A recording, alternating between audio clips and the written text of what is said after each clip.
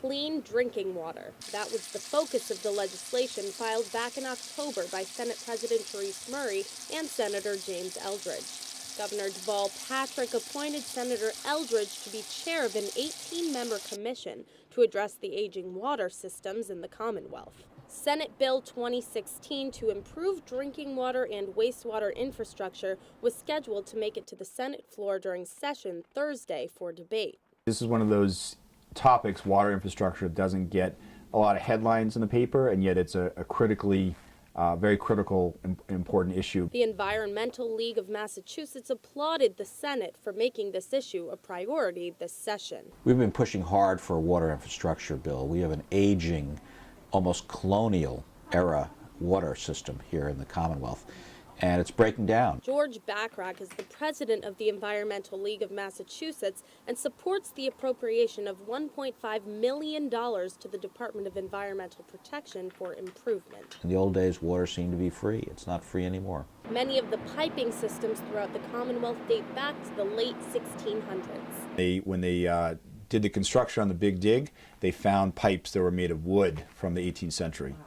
So we have a lot of pipes across the state that are quite outdated, and that could, potentially harm our water supply. One of the main water pump stations in the early 1800s has been maintained and has become the Boston Water Works Museum, where they display some of the systems that were revolutionary to the beginning of the clean water supply in Massachusetts.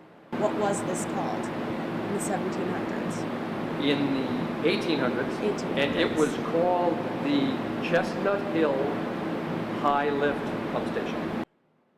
Joseph Dugan is the retired water and sewer superintendent in the town of Wellesley and currently volunteers at the Waterworks Museum.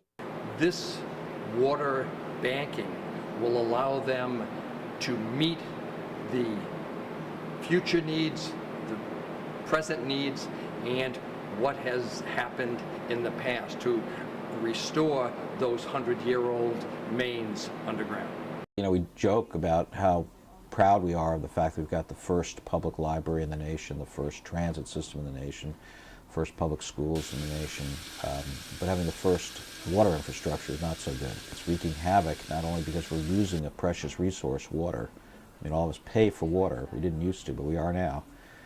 But we're also creating a public safety issue as streets open up. We do want to make sure that, every community in Massachusetts has the opportunity to access cleaner water. My hope is that the bill will pass by the end of tomorrow.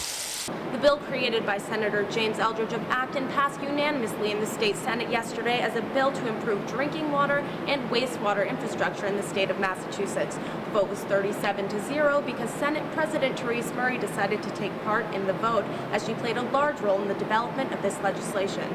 The bill now waits to be heard by the House of Representatives. For the Boston University News Service, I'm Brooke Singman.